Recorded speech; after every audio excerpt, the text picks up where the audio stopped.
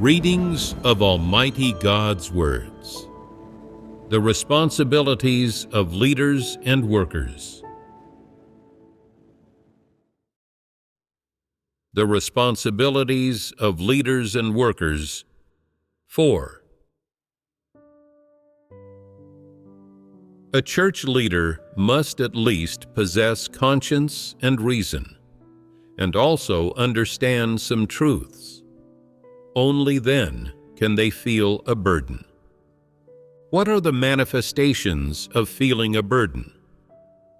If they see some people being negative, some with distorted comprehension, some wasting the assets of God's house, some doing their work perfunctorily, some not seeing to proper tasks when they do their duties, some always spouting high-sounding words but not doing real work, finding that too many problems exist within the church and need to be resolved, seeing so much work undone, this makes them develop a sense of burden.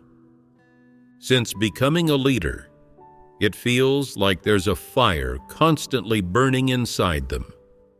If they discover a problem and can't solve it, they become worried and anxious, unable to eat or sleep. During gatherings, when some people report problems in their work that the leader can't see through and resolve immediately, the leader doesn't give up. They feel that they must resolve this problem. After praying and seeking and thinking it over for 2 days, once they know how to resolve it, they quickly resolve the issue. After resolving the issue, they promptly check other pieces of work and discover another issue with too many people involved in a piece of work that required a reduction in personnel. They then quickly call a gathering, get a clear picture of the situation, reduce personnel, and devise reasonable arrangements, and thus the problem is resolved. No matter which work they are inspecting, leaders who carry a burden will always be able to identify problems. For any problems which have to do with professional knowledge, or which go against principles, they will be able to identify them, inquire about them, and gain an understanding of them. And when they discover a problem, they resolve it promptly. Intelligent leaders and workers only resolve problems to do with the church's work, professional knowledge, and truth principles. They do not pay small matters in daily life any heed. They look after every facet of the work of spreading the gospel which God commissioned. They ask about and inspect any problems which they are able to perceive or discover. If they are unable to solve the problem themselves at that moment, then they gather with other leaders and workers, fellowship with them, seek the truth principles, and think of ways to resolve it.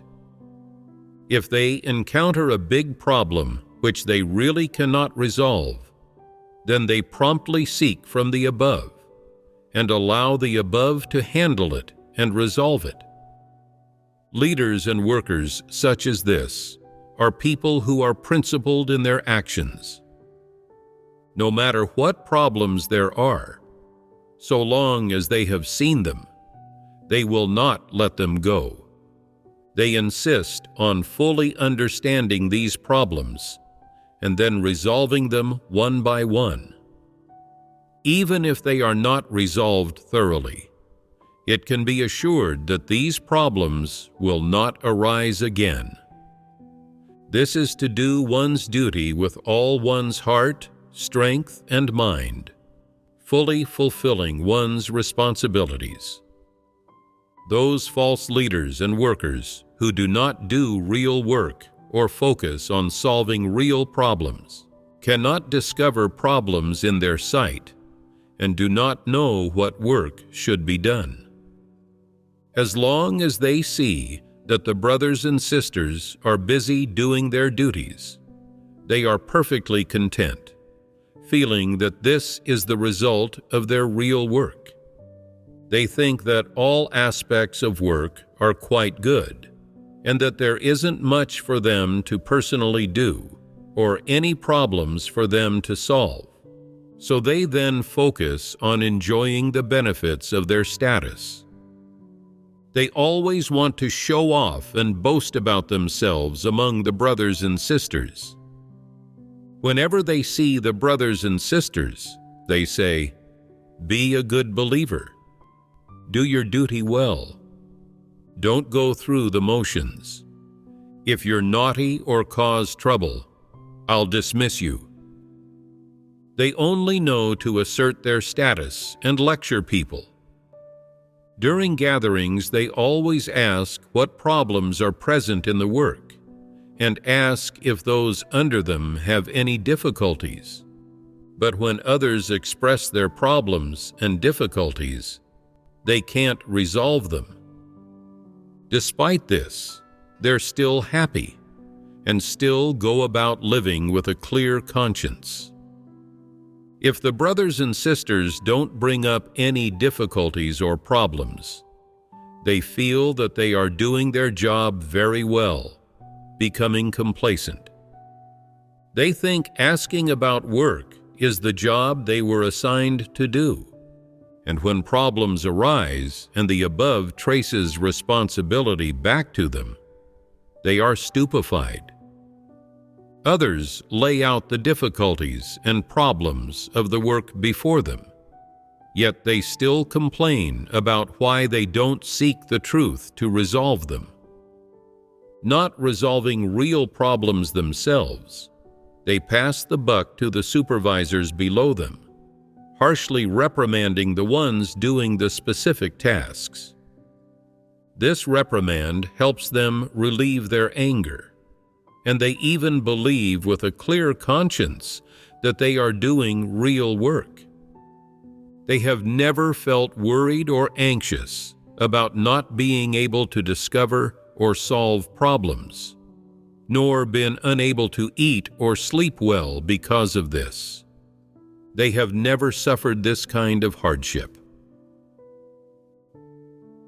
Every time I visit a farm church, I solve some problems. Each time I go, it's not because I've found some specific issue to address. It's just having some free time to go around and see how the work of various teams in the church is going, and how the states of the people in each team are. I gather the supervisors for a talk, ask what work they've been doing during this period, and what problems there are. Let them raise some issues, and then I fellowship with them about how to resolve these. When fellowshipping with them, I can also discover some new problems. One type of problem is those related to how leaders and workers do their work.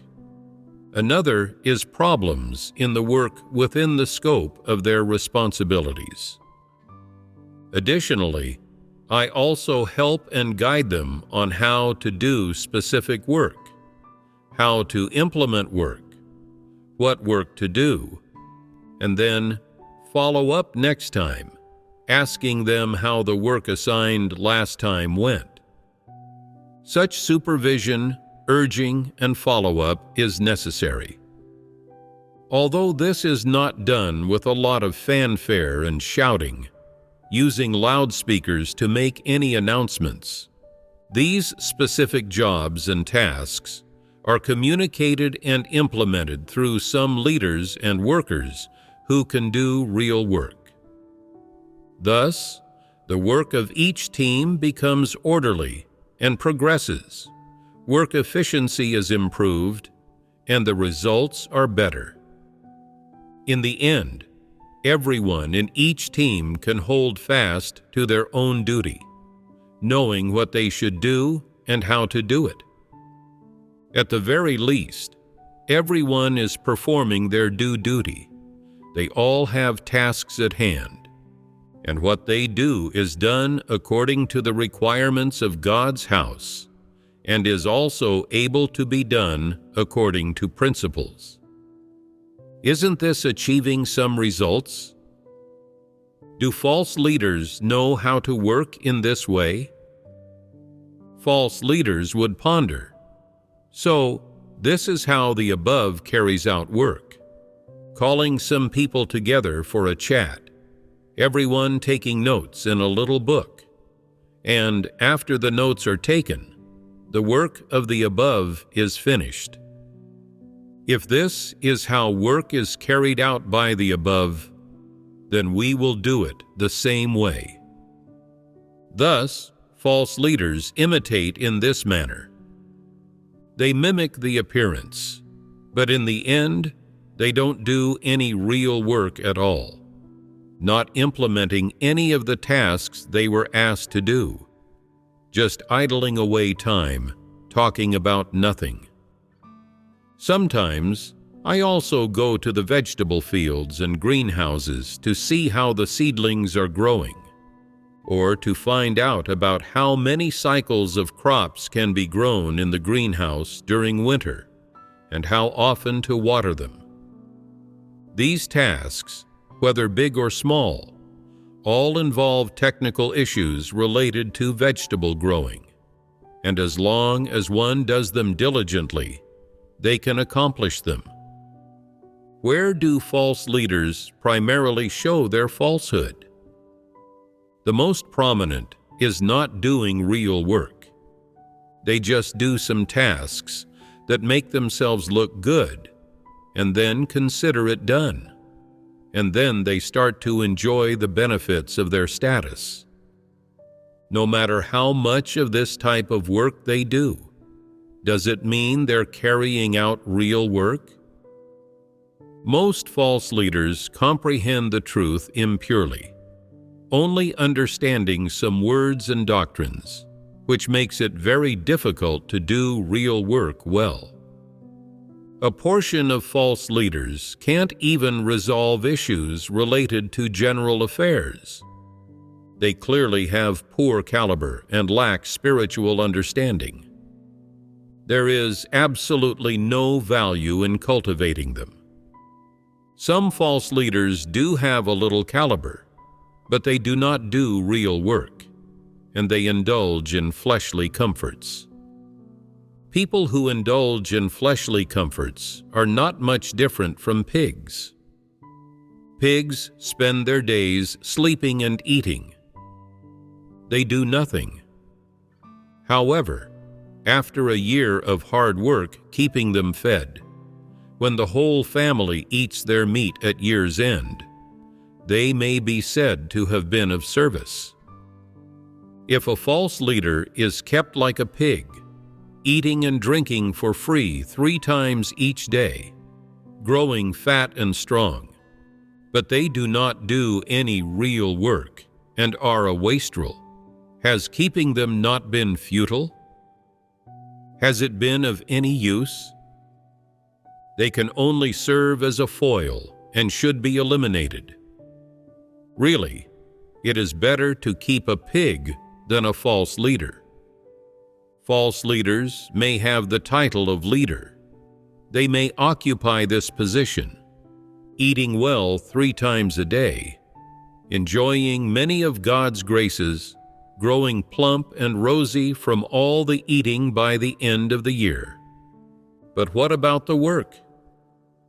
They ought to look at all that has been accomplished in their work this year. Have they had results in any area of work this year? What real work did they do? God's house does not ask that they do every job perfectly, but they must do the key work well. The work of the gospel, for example, or film production work, text-based work, and so on. These must all be fruitful. Under normal circumstances, most work should produce some results and achievements after 3 to 5 months. If there are no achievements after a year, then this is a serious problem. Within the scope of their responsibility, which work has been the most fruitful? Which one have they paid the greatest price and suffered the most for throughout the year? They should present this achievement and reflect on whether they have made any valuable achievements from their year of enjoying God's grace. They should have a clear sense of this in their hearts.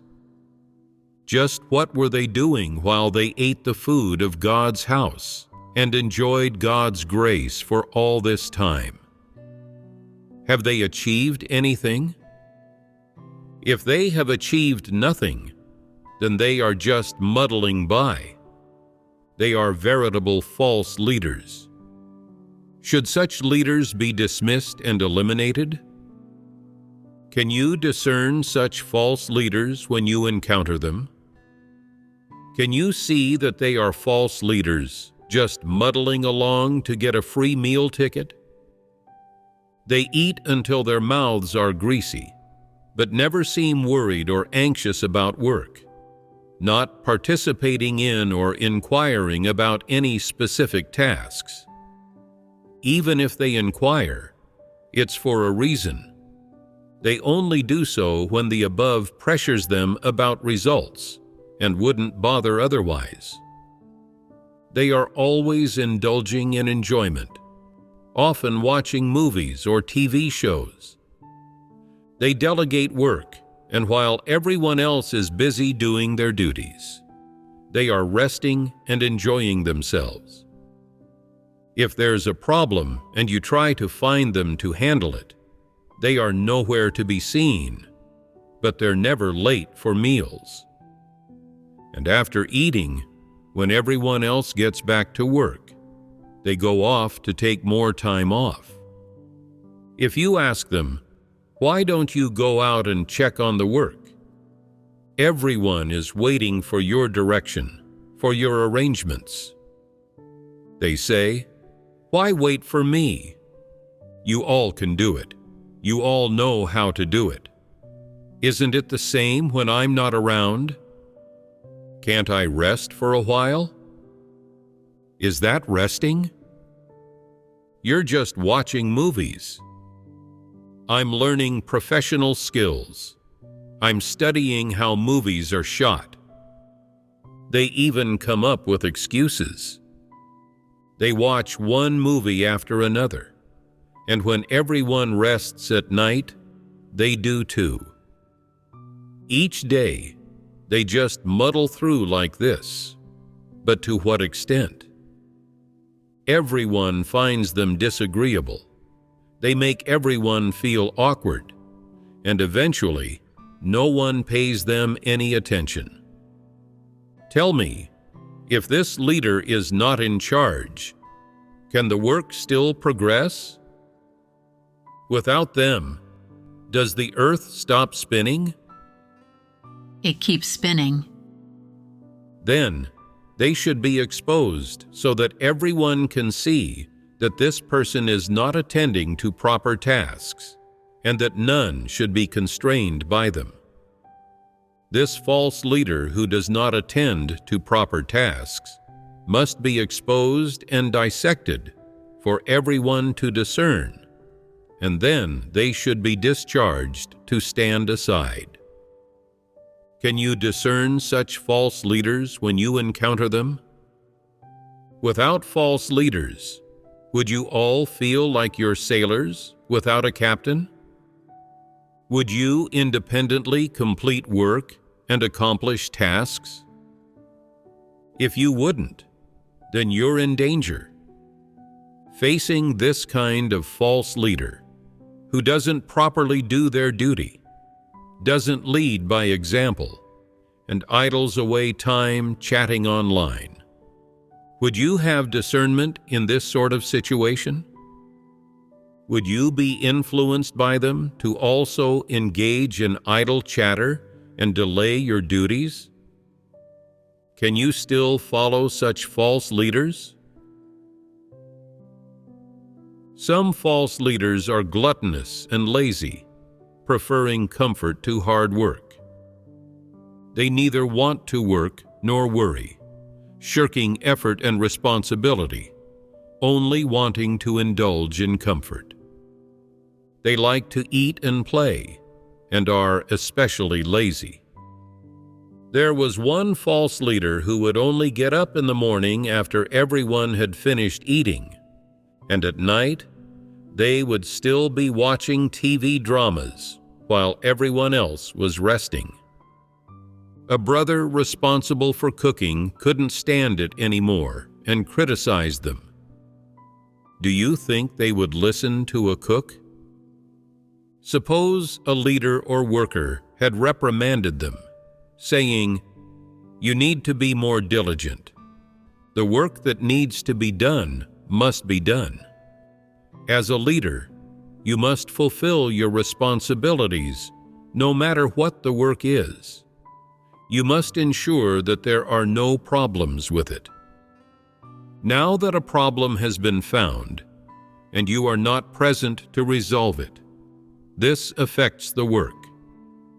If you consistently work this way, isn't this delaying the church's work? Can you bear this responsibility? Would they listen to this? Not necessarily.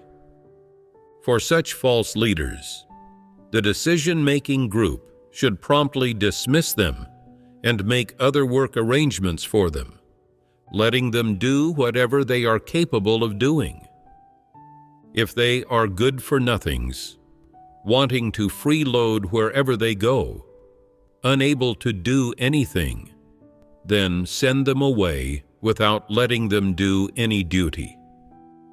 They are not worthy of doing duty. They are not human. They lack the conscience and reason of normal humanity. They are shameless. For such false leaders, who amount to layabouts, once seen through, they should be directly dismissed. There's no need to try to exhort them, and they should not be afforded any opportunities to undergo observation, nor is it necessary to fellowship the truth with them. Haven't they heard enough truths? If they were pruned, could they change? They could not. If someone has poor caliber, sometimes holds absurd views, or fails to see the full picture out of ignorance, but they are diligent, carry a burden, and are not lazy, then such a person, despite deviations in doing their duty, can repent when faced with being pruned. At the very least, they know the responsibilities of a leader and know what they should do. They have a conscience and a sense of responsibility, and they have a heart. However, those who are lazy prefer comfort over hard work and are unburdened cannot change. There's no burden in their heart. No matter who prunes them, it's useless. Some people say, then if God's judgment, chastisement, trials, and refinement came upon them, would it change their issue of being unburdened? This can't be changed. It's determined by one's nature, like a dog can't change its habit of eating filth. Whenever you see someone who is lazy and unburdened and also serves as a leader, you can be sure that they are a false leader. Some might say, how can you call them a false leader? They have good caliber, are shrewd, can see through things, and can concoct plans. In the world, they managed businesses, served as CEOs. They are knowledgeable, experienced, and worldly wise. Can these qualities solve their problem of being lazy and lacking a burden? What kind of manifestations and characteristics do those who are excessively lazy display? Firstly, in whatever they are doing, they act perfunctorily, dawdle about, go at a leisurely pace, and rest and procrastinate whenever possible. Secondly, they pay no mind to the church's work. To them, whoever likes worrying about such things may do so. They will not.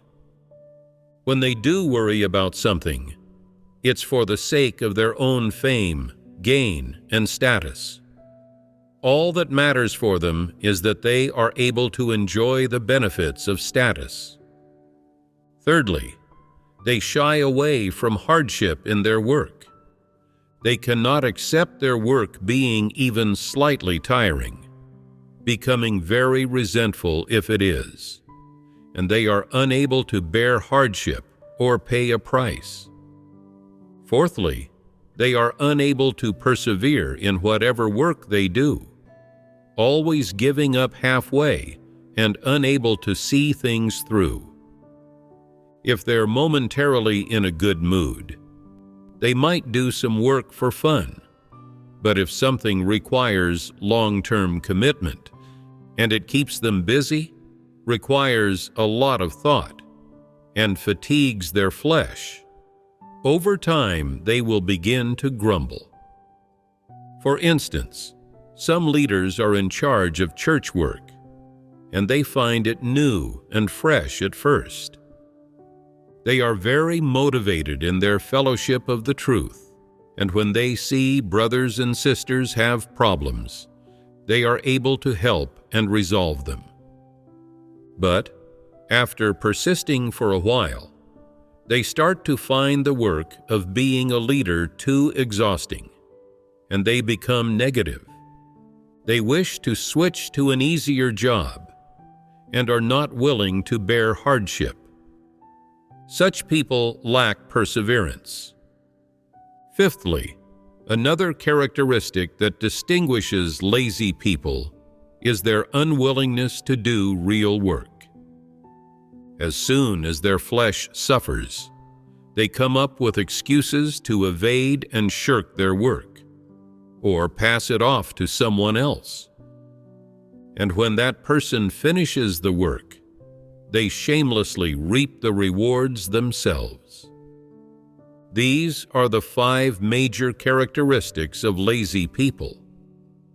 You should check to see if there are such lazy people among the leaders and workers in the churches.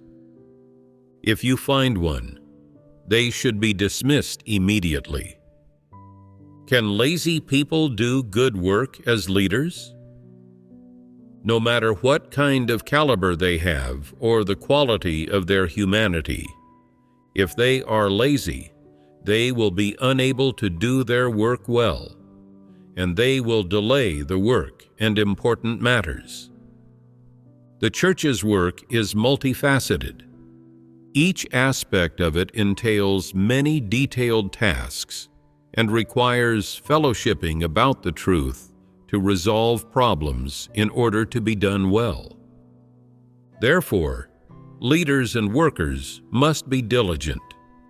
They have to do a lot of talking and a lot of work every day to ensure the work's effectiveness. If they speak or do too little, there will be no results. So, if a leader or worker is a lazy person, they are certainly a false leader and are incapable of doing real work.